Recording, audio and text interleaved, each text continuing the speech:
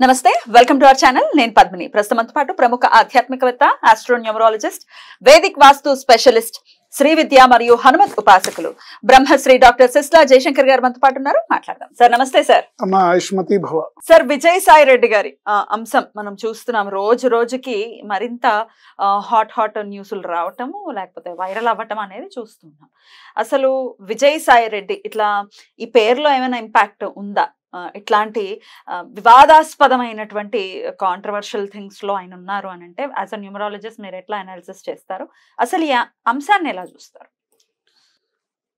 తప్పకుండా అంటే మీరు న్యూమరాలజీ పరంగా అడిగితే విజయసాయి రెడ్డి గారి పేరులో రాంగ్ నెంబర్ ఉంటుంది ఆవిడ ఎవరైతే విక్టిమ్ అయ్యారో శాంతి అనే ఆవిడ పేరులో రాంగ్ నెంబర్ ఉంటుంది శాంతి అనే పేరు పెట్టుకున్న వాళ్ళ జీవితంలో శాంతం అనేదే ఉండదు అశాంతిగానే ఉంటుంది వాళ్ళ జీవితం సో అంటే ఈవిడికి ఇలా వచ్చింది ప్రాబ్లం ఇంకోళ్ళకి ఆరోగ్యపరంగా ఇంకో రకంగా ఇంకో రకం అలాగే వాళ్ళ హస్బెండ్ పేరు మధుసూదన్ రావు అందరూ మధు అని పిలుస్తారు మధు అని పిలిస్తే 13వ నెంబర్ ఉంటుంది 16వ నెంబర్ ఉంటుంది సో ఇలా అన్నిట్లో రాంగ్ నెంబర్ ఉంది కాబట్టి ఇలా ఒక బ్యాడ్ సంఘటన పబ్లిక్ ఒక న్యూస్ కింద అయ్యిందని మనం అనుకోవచ్చు ఇవన్నీ పక్కన పెడితే ఒక సమాజంలో ఒక బాధ్యత గల పౌరుడిగా నేను చెప్పాలనుకుంటున్న అంశాలు మీకు మీ ద్వారా సమాజంలో ఉన్న ఒక బాధ్యత గల పౌరుడిగా నేను కొన్ని ప్రశ్నలు అడగదలుచుకున్న మిమ్మల్ని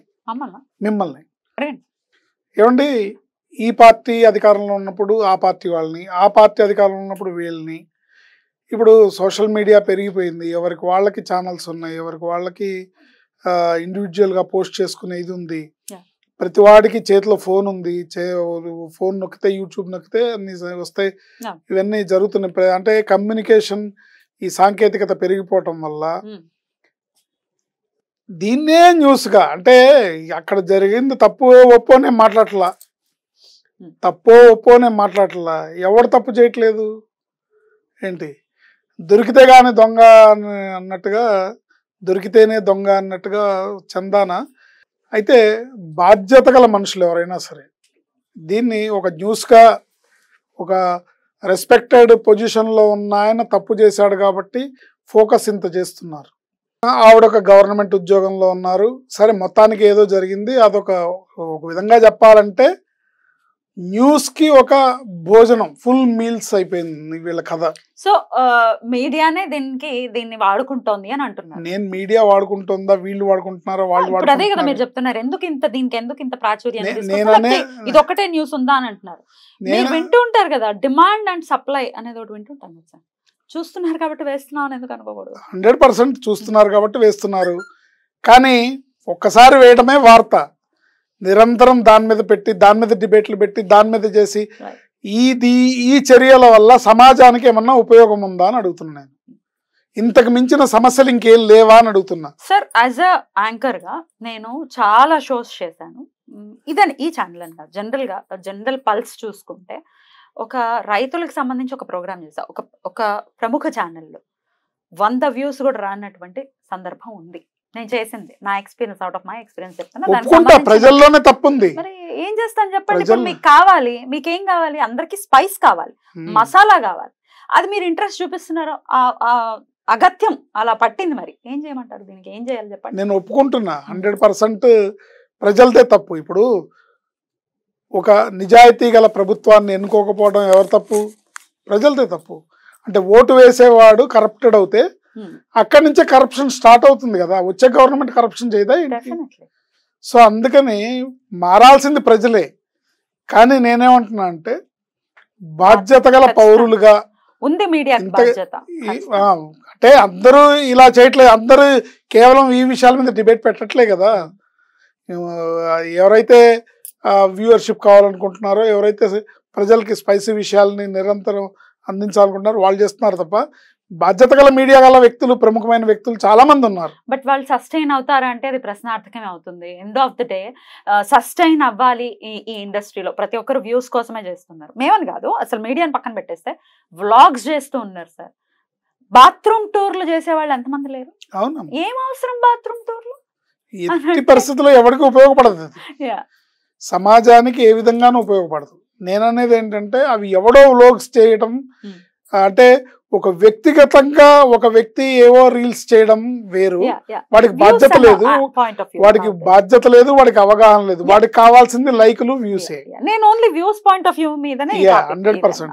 కానీ ఏంటంటే సమాజంలో ఇవాళ ప్రభుత్వానికి, ప్రజలకి, అభివృద్ధికి అన్నిటికీ కూడా మీడియా ప్రధానమైన పాత్ర వహిస్తుంది. కాబట్టి బాధ్యత గల మీడియా ఎవరెవరు ఉన్నా, అంటే లేని వాళ్ళ గురించి నేను మాట్లాడట్లేదు, ఉన్న వాళ్ళందరికీ నమస్కరిస్తున్నాను.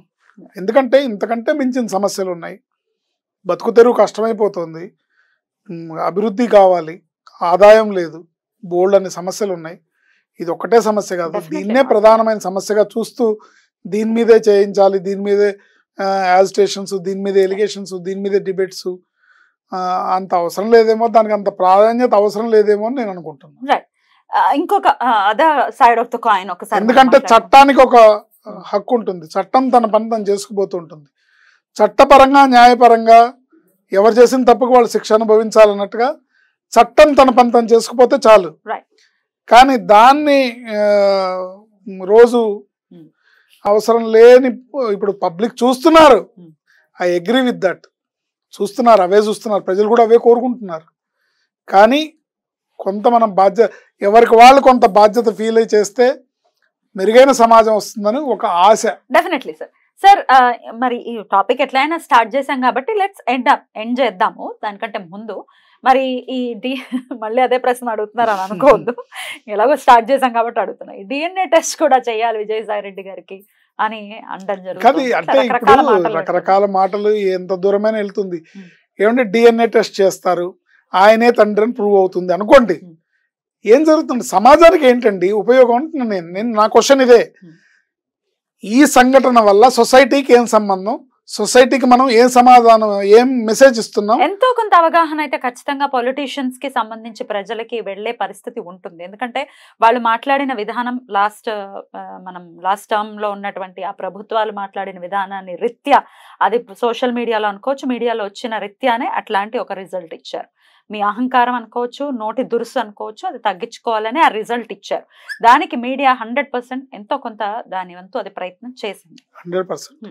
సో ఇది తెలుస్తుంది కదా సార్, ఇట్లాంటి రాజకీయ నాయకులు అవసరం లేదు. మరి ఇప్పుడు మనం నార్త్ కొరియా, సౌత్ కొరియా లాంటి దేశాలు తీసుకుంటే వాళ్ళు అసలు మీడియాని అణిగదొక్కినటువంటి పరిస్థితి, అసలు దేశంలో ఏం జరుగుతుందో కూడా తెలియదు. అట్లాంటి పరిస్థితి అసలు దేశానికి రాకూడదు కదా. ఒక 4th ఎస్టేట్ డెఫినెట్ గా మీరు చెప్పింది 100% కరెక్ట్, బాధ్యతాయుతంగా ఉండాలి. ఒక బాధ్యతాయుతంగా ఇంతకు మించిన సమస్యలు ఉన్నాయి. కరెక్ట్.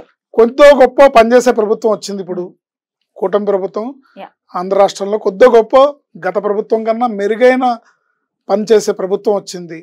సో వాళ్ళు చేసే పనుల్ని, వాళ్ళు చేసేవి పాజిటివ్ గా ప్రజల్లోకి తీసుకెళ్ళడం, దీనికి రాజకీయ రంగు పులమకుండా, అంటే చంద్రబాబు నాయుడు గారికి సపోర్ట్ గా చేస్తే టీడీపీ అని, పచ్చ మీడియా అని, లేకపోతే పవన్ కళ్యాణ్కి సపోర్ట్ చేస్తే ఇది జనసేన మీడియా అని, వాళ్ళ సోషల్ మీడియా ప్లాట్ఫామ్ అని, లేకపోతే బీజేపీకి సపోర్ట్ చేస్తే ఇది నరేంద్ర మోడీ గారి ఇది అని అనుకోకుండా, ఏదైతే ప్రజలకి ప్రభుత్వానికి మధ్యలో వారధిగా మీడియా బాధ్యతగా ఎంతోమంది మహానుభావులు రైట్ ఫ్రమ్ ద బిగినింగ్ చాలామంది, రామ్ గారు లాంటి వాళ్ళు, ఇండియన్ ఎక్స్ప్రెస్ రామ్ గారు లాంటి వాళ్ళ దగ్గర నుంచి తీసుకుంటే రామోజీరావు గారి వరకు బాధ్యతాయుతమైన వాళ్ళు చాలామంది ప్రముఖులు ప్రధానమైన పాత్ర, సొసైటీలో ప్రధానమైన పాత్ర పోషించారు వాళ్ళు.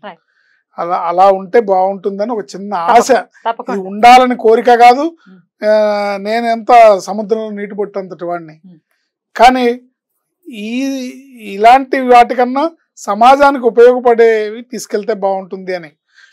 ఎక్కడో మారుమూల ఉన్న ప్రాంతంలో ఎప్పుడో ఒక గిరిజన మహిళ నీళ్లు లేవని అడిగినందుకు పవన్ కళ్యాణ్ గారు వాళ్ళకి నీళ్లు అందించాలనే పంచాయతీరాజ్ శాఖ తీసుకోవడం, గిరిజన డెవలప్మెంట్ అటవీ శాఖ తీసుకోవడం, ఎంతో కొంత మార్పు అనేది రాజకీయ నాయకుల్లో మొదలైంది. ఇలాంటి రాజకీయ నాయకులు వస్తే బాగుంటుంది. మళ్ళీ నేను పవన్ కళ్యాణ్ గారి గురించి సపోర్ట్ చేస్తుంటే నేను జనసేన అభిమానిని కాదు, పవన్ కళ్యాణ్ గారి అభిమానిని కాదు. బట్ ఆయన నిస్వార్థమైన రాజకీయం చూస్తుంటే, ఆయన పనిచేసే విధానం చూస్తుంటే, ఇలాంటి వాళ్ళు 10 మంది ఉంటే, రాష్ట్రానికి ఒకళ్ళు ఉంటే, ఊరికొకళ్ళు ఉంటే బాగుంటుంది కదా అని అది స్వార్థమే అనుకోండి, సొసైటీ పట్ల నా స్వార్థం, అది బాగుంటుంది కదా అని ఒక ఆశ. ఇప్పుడు భరత్ అనే నేను సినిమా చూసాను మహేష్ బాబు, అలాంటి భావనే నాది కూడా. Right sir, thank you so very much. నమస్తే. ఆయుష్మతి.